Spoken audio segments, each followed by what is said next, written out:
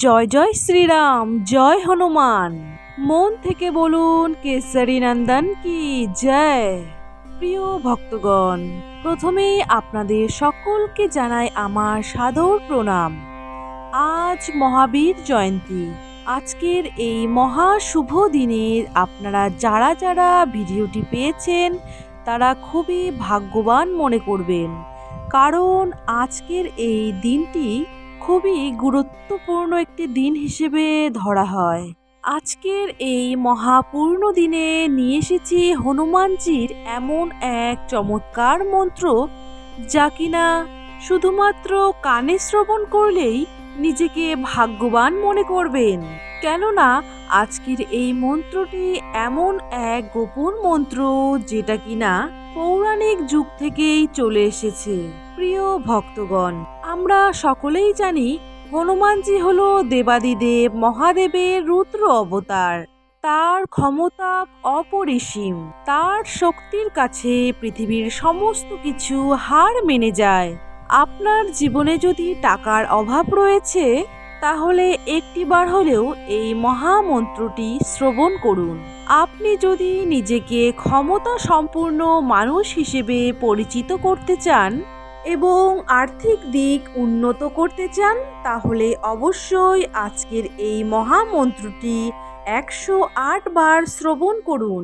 আজকের এই পূর্ণ দিনে মন্ত্রটি শ্রবণে আপনি এমন এক চমৎকার ফল লাভ পাবেন, যা কিনা আপনার জীবনকে সম্পূর্ণ পরিবর্তন করবে।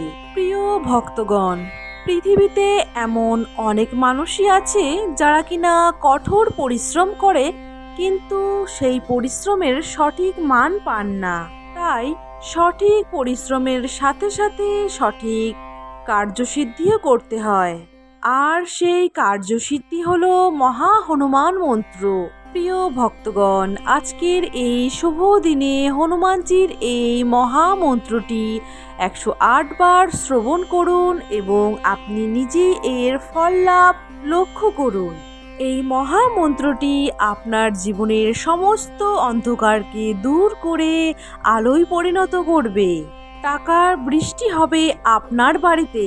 তাই আর দেরি না করে আসুন, আমরা হনুমানজির এই পরীক্ষিত অলৌকিক মন্ত্রটি 108 বার শ্রবণ করে নেই। তবে তার আগে আপনি যদি আমাদের চ্যানেলে নতুন হয়ে থাকেন, তাহলে অবশ্যই আমাদের চ্যানেল হনুমান ভক্তকে সাবস্ক্রাইব করে আমাদের পাশে থাকবেন এবং আজকের এই ভিডিওটি যদি ভালো লেগে থাকে অবশ্যই একটি লাইক করবেন ও কমেন্ট বক্সে জয় জয় শ্রীরাম, জয় জয় হনুমান লিখতে একদমই ভুলবেন না। প্রিয় ভক্তগণ, মন থেকে বলুন সিয়াবার রামচন্দ্র কি জয়। ওং নমো ভগবতে বাসুদেবায়। ওং নমো ভগবতে অঞ্জনেয়ায় ধনম দেহি মহাবলায় নমঃ। ওং নমো ভগবতে অঞ্জনেয়ায় ধনম দেহি মহাবলায় নমঃ।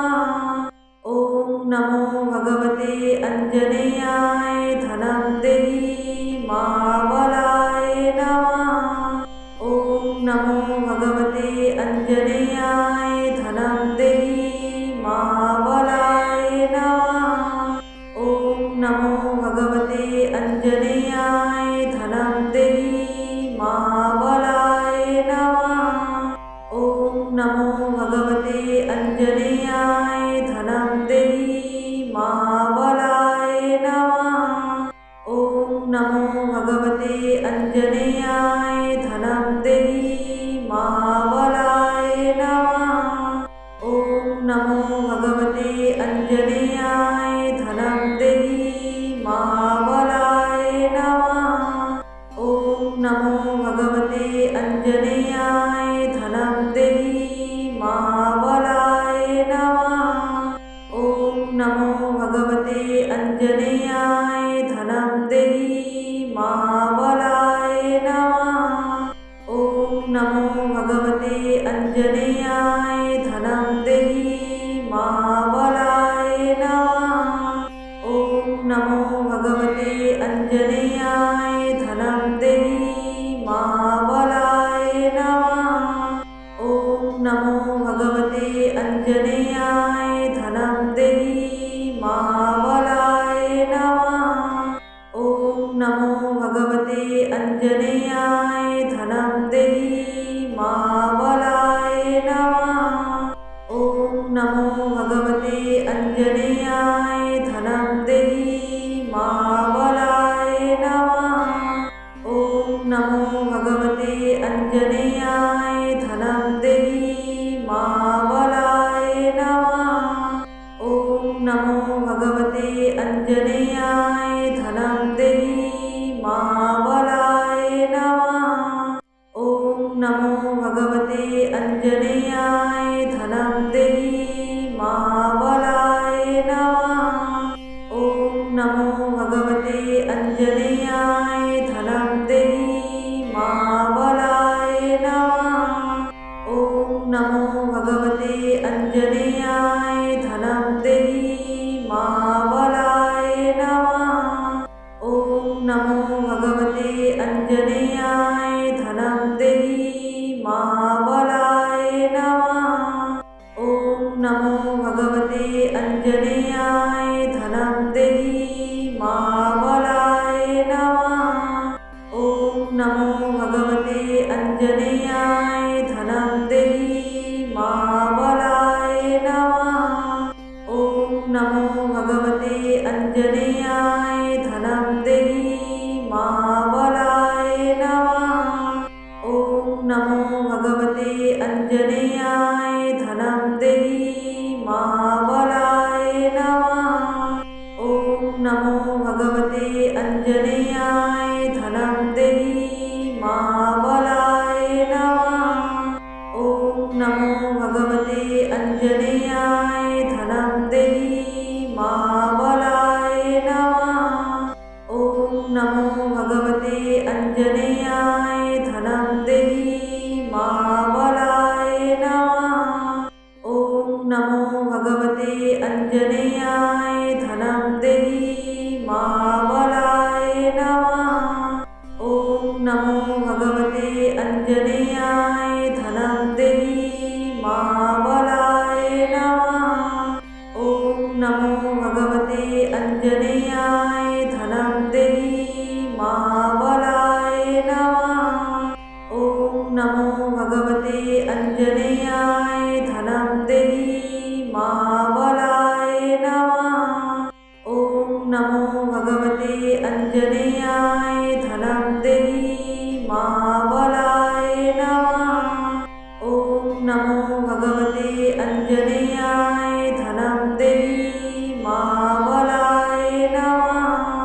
ॐ नमो भगवते अंजनेयाय धनं देहि महाबलाय नमः। ॐ नमो भगवते अंजनेयाय धनं देहि महाबलाय नमः। ॐ नमो भगवते अंजनेयाय धनं देहि महाबलाय नमः। ॐ नमो भगवते अंजनेयाय धनं देहि महाबलाय नमः। ॐ नमो भगवते अंजनेयाय धनं देहि महाबलाय नमः। ॐ नमो भगवते अंजनेयाय धनं देहि महाबलाय नमः। ॐ नमो भगवते अंजनेयाय धनं देहि महाबलाय नमः। ॐ नमो भगवते अंजनेयाय धनं देहि महाबलाय नमः। ॐ नमो भगवते अंजनेयाय धनं देहि महाबलाय नमः। ॐ नमो भगवते अंजनेयाय धनं देहि महाबलाय नमः। ॐ नमो भगवते अंजनेयाय धनं देहि महाबलाय नमः। ॐ नमो भगवते अंजनेयाय धनं देहि महाबलाय नमः। ॐ नमो अञ्जनेयाय धनं देहि महाबलाय नमः। ॐ नमो भगवते अञ्जनेयाय धनं देहि महाबलाय नमः। ॐ नमो भगवते अञ्जनेयाय धनं देहि महाबलाय नमः। ॐ नमो भगवते अञ्जनेयाय धनं देहि महाबलाय नमः। ॐ नमो भगवते अञ्जनेयाय धनं देहि महाबलाय नमः। ॐ नमो भगवते अञ्जनेयाय धनं देहि महाबलाय नमः। ॐ नमो भगवते अञ्जनेयाय धनं देहि महाबलाय नमः। ॐ नमो भगवते अञ्जनेयाय धनं देहि महाबलाय नमः। ॐ नमो भगवते अञ्जनेयाय धनं देहि महाबलाय नमः। ॐ नमो भगवते अञ्जनेयाय धनं देहि महाबलाय नमः। ॐ नमो भगवते अञ्जनेयाय धनं देहि महाबलाय नमः। ॐ नमो भगवते अञ्जनेयाय धनं देहि महाबलाय नमः। ॐ नमो भगवते अञ्जनेयाय धनं देहि महाबलाय नमः। ॐ नमो भगवते अञ्जनेयाय धनं देहि महाबलाय नमः। ॐ नमो भगवते अञ्जनेयाय धनं देहि महाबलाय नमः। ॐ नमो भगवते अञ्जनेयाय धनं देहि महाबलाय नमः। ॐ नमो भगवते अञ्जनेयाय धनं देहि महाबलाय नमः। ॐ नमो भगवते अञ्जनेयाय धनं देहि महाबलाय नमः। ॐ नमो भगवते अञ्जनेयाय धनं देहि महाबलाय नमः। ॐ नमो भगवते अञ्जनेयाय धनं देहि महाबलाय नमः। ॐ नमो भगवते अञ्जनेयाय धनं देहि महाबलाय नमः। ॐ नमो भगवते अञ्जनेयाय धनं देहि महाबलाय नमः। ॐ नमो भगवते अञ्जनेयाय धनं देहि महाबलाय नमः। ॐ नमो भगवते अञ्जनेयाय धनं देहि महाबलाय नमः। ॐ नमो भगवते अञ्जनेयाय धनं देहि महाबलाय नमः।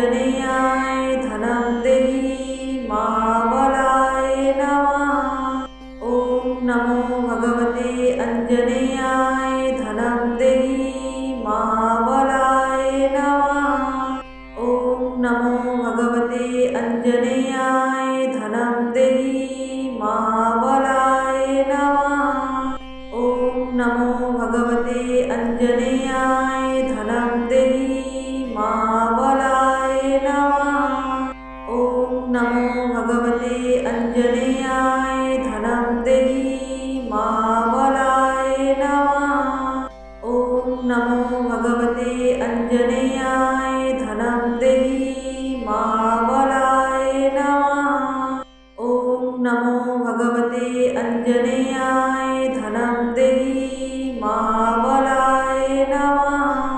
ॐ नमो भगवते अंजनेयाय धनं देहि महाबलाय नमः।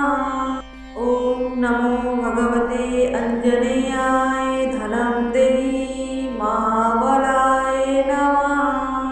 ॐ नमो भगवते अंजनेयाय धनं देहि महाबलाय नमः।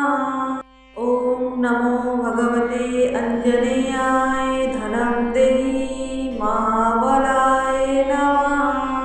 ॐ नमो भगवते अंजनेयाय धनं देहि महाबलाय नमः। ॐ नमो भगवते अंजनेयाय धनं देहि महाबलाय नमः। ॐ नमो भगवते अंजनेयाय धनं देहि महाबलाय नमः। ॐ नमो भगवते अंजनेयाय धनं देहि महाबलाय नमः। ॐ नमो भगवते अंजनेयाय धनं देहि महाबलाय नमः। ॐ नमो भगवते अंजनेयाय धनं देहि महाबलाय नमः। ॐ नमो भगवते अंजनेयाय धनं देहि महाबलाय नमः। ॐ नमो भगवते अंजनेयाय धनं देहि महाबलाय नमः। ॐ नमो भगवते अंजनेयाय धनं देहि महाबलाय नमः। ॐ नमो भगवते अंजनेयाय धनं देहि महाबलाय नमः। ॐ नमो भगवते अंजनेयाय धनं देहि महाबलाय नमः। ॐ नमो भगवते अंजनेयाय धनं देहि महाबलाय नमः। ॐ नमो भगवते अंजनेयाय धनं देहि महाबलाय नमः। ॐ नमो भगवते अंजनेयाय धनं देहि महाबलाय नमः। ॐ नमो भगवते अंजनेयाय धनं देहि महाबलाय नमः। ॐ नमो भगवते अंजनेयाय धनं देहि महाबलाय नमः। ॐ नमो भगवते अंजनेयाय धनं देहि महाबलाय नमः। ॐ नमो भगवते अंजनेयाय धनं देहि महाबलाय नमः। ॐ नमो भगवते अंजनेयाय धनं देहि महाबलाय नमः। ॐ नमो भगवते अंजनेयाय धनं देहि महाबलाय नमः। ॐ नमो भगवते अंजनेयाय धनं देहि महाबलाय नमः। ॐ नमो भगवते अंजनेयाय धनं देहि महाबलाय नमः। ॐ नमो भगवते अंजनेयाय धनं देहि महाबलाय नमः। ॐ नमो भगवते अंजनेयाय धनं देहि महाबलाय नमः। ॐ नमो भगवते अंजनेयाय धनं देहि महाबलाय नमः। ॐ नमो भगवते अंजनेयाय धनं देहि महाबलाय नमः। ॐ नमो भगवते अंजनेयाय धनं देहि महाबलाय नमः। ॐ नमो भगवते अंजनेयाय धनं देहि महाबलाय नमः। ॐ नमो भगवते अंजनेयाय धनं देहि महाबलाय नमः। ॐ नमो भगवते अंजनेयाय धनं देहि महाबलाय नमः। ॐ नमो भगवते अंजनेयाय अञ्जनेयाय धनं देहि महाबलाय नमः। ॐ नमो भगवते अञ्जनेयाय धनं देहि महाबलाय नमः। ॐ नमो भगवते अञ्जनेयाय धनं देहि महाबलाय नमः।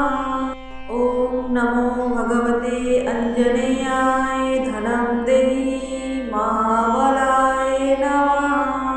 ॐ नमो भगवते अञ्जनेयाय धनं देहि महाबलाय नमः। ॐ नमो भगवते अञ्जनेयाय धनं देहि महाबलाय नमः।